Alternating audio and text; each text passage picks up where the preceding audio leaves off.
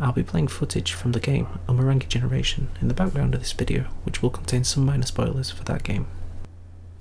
To defend anything is always to discredit it is a quote by Søren Kierkegaard that comes up in his book The Sickness Unto Death, within a discussion about the merit of justifying religious convictions through rational argument. I take this statement to mean something along these lines. Once you start justifying why you believe something by giving reasons why it should be so, you put the validity of your position into question. So in a sense, when you're arguing for something, you're also arguing against it, which is a bit counterintuitive, right? After all, the whole point of defending a position through the use of reason is to show why it's a good idea to take the defender position to be true, not to make said position seem doubtful. So upon first reading this quote, I got a bit worried, because buying into this argument from Kierkegaard seems to render all attempts at achieving the truth through the elaboration of rational arguments null and void. But is this really the case though? After thinking about it a bit, I no longer think so. I believe that you can still pursue truth through rational means whilst simultaneously believing what Kierkegaard has to say on the subject, and that it's actually quite helpful to do so. This statement, to defend anything is always to discredit it, can potentially be seen as the fruit of the following thought process. By defending something, you open up the possibility of it being put into question, the idea being that if you give reasons for believing something, it implies that the belief in such a thing is not self-evident for everyone.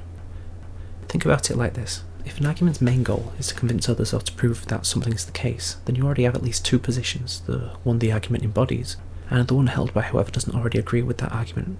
So instead of having one argument that you have to agree with because it's the only game in town, what you have is the argument being made, plus all the alternatives to that argument, and the necessity of choosing between them. And while it may be possible to demonstrably show that one argument is better than the other, doing so doesn't mean that the other arguments cease to exist. So a choice still has to be made about which arguments are to be bought into.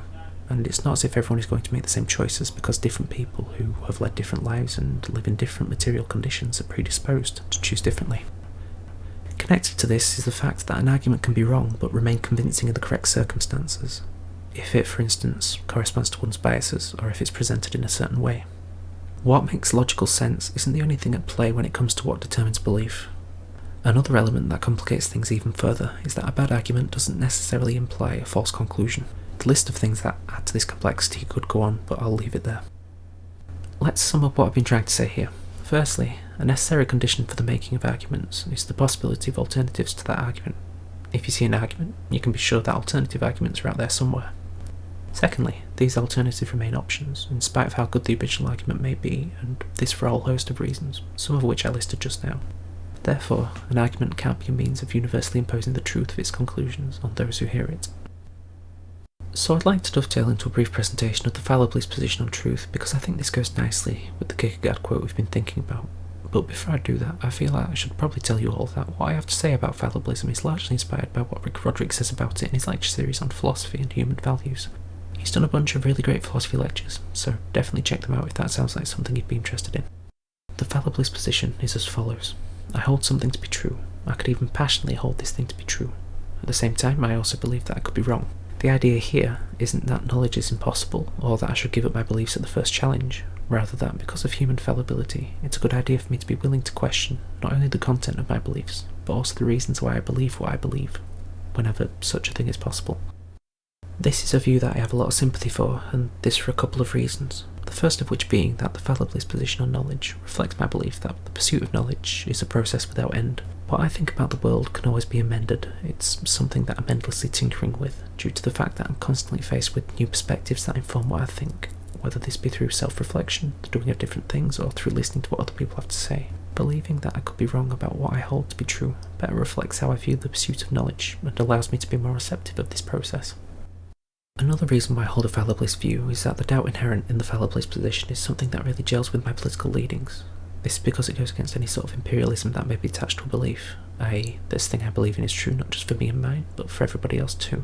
I don't like this way of thinking, the main reason being that it dismisses different perspectives instead of giving them a hearing, which can have drastic political consequences.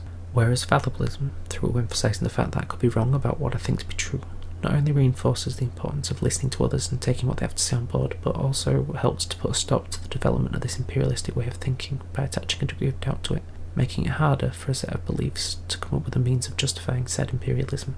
If you're a fallibilist, you want your beliefs to be challenged, because if it turns out that you're wrong, then you want to know about it, so you can adjust your theory accordingly. And what the Kierkegaard quote does is remind you that this challenge is already baked into your argument, because the act of arguing for something implies an alternative to that something. So rather than being a statement against the validity of using rational argument as a means to figure out what is true, as I first thought upon reading it, Kierkegaard instead provides a profound insight into what actually happens when we try to answer certain questions through the use of reason, which is that we don't achieve final closure on what is or isn't true. Thanks for watching.